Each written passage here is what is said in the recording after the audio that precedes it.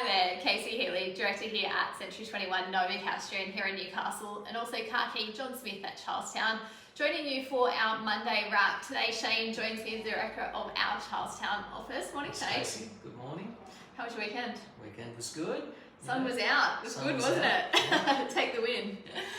Today we thought we'd just chat with you in relation to the new Property Stock and Agents Regulation of 2022, which was released from the 1st of September. So there's a couple of points in there that Shane and I will just run through so you know as landlords, as potential sellers, what these are and how they apply to you in the transaction through real estate. So the first 2 points are relating to the sale of a property and paying a deposit. How do you interpret the legislation, Shane? Well, my understanding is that with respect to deposits, every single property that is purchased, the agent's now going to have to make sure that purchasers have signed a document to acknowledge that certain facts remain with respect to the payment of a deposit. So those things are that the vendor, so the seller of the property, has no obligation to sell the property to somebody who's paid a deposit. Sometimes this is misinterpreted by purchasers. Yeah, definitely, that they think they've paid the deposit so it's secured, but nothing's secured until we actually exchange contracts. So the purchaser will also have to acknowledge that that they have no obligation to buy the property or the business. So it's not just on the vendor's side, it's on the or the seller's side, it's on the purchaser's side or the buyer's side. Paying the deposit is not you purchasing the property. The other thing is that a deposit is fully refundable, of course, unless a contract for sale has been entered into. There's two ways a contract can be entered into. One is with a cooling off period and the other is without a cooling off period. So of course there is a penalty if a contract has been entered into, which will be your full deposit if you haven't got a cooling off period, or will be a small partial deposit if you have got a cooling off period. And the fourth thing is that the payment of a deposit does not mean the property is taken off the market. In other words, other purchasers can buy the property, it can be advertised still, and this is often a misconception amongst the marketplace. Definitely. And then selling agents must also refund that expression of interest deposit within 14 days if another person enters into the contract for sale. And it says of land, but really the contract for sale of land is any residential property. That's right. And in this case, it also is defined as a business.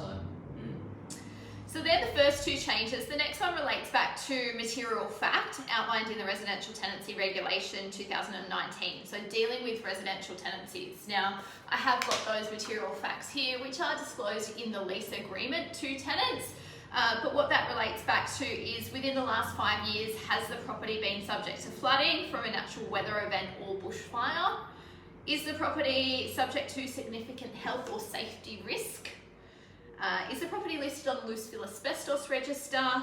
In the last 5 years, was the property a scene of a violent crime or murder or manslaughter?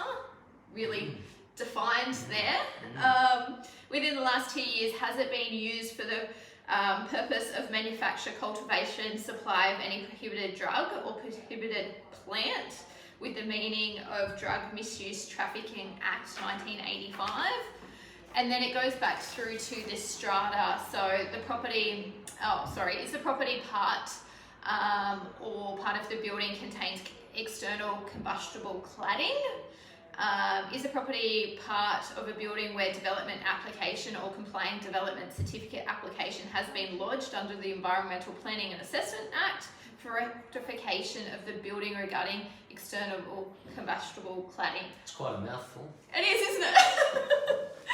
And look, we don't seem to have as much of that in Newcastle as around other areas. So there has been some rectification orders on, for example, they're doing some work on the hospital at the moment. Yeah.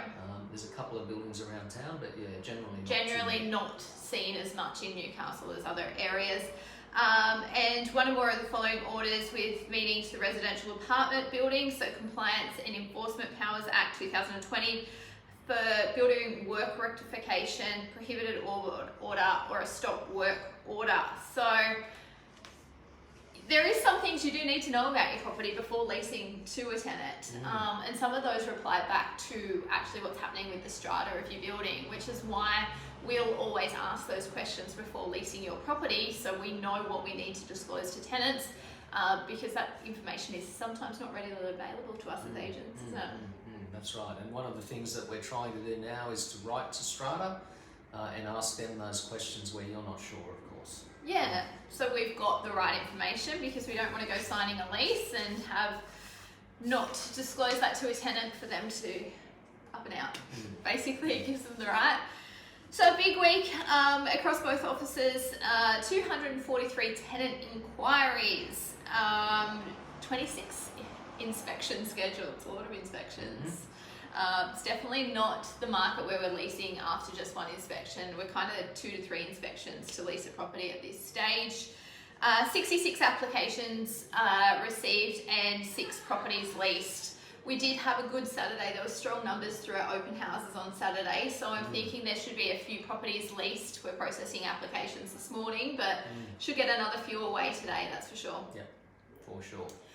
But that's us for this week. If you have any questions in relation to your investment property, if we can help in any way, please don't hesitate to reach out to Shane or myself. We're happy to have the conversations early to ensure you're maximising your return on your investment and also minimising any risk. I'm Casey Healey, Director here, Century 21 Nova Castrian, and Century 21 Car Key John Smith at Charlestown. And I'm Shane Smith, Director of Century 21 Charlestown, and thanks for joining us. We'll talk with you soon. Bye.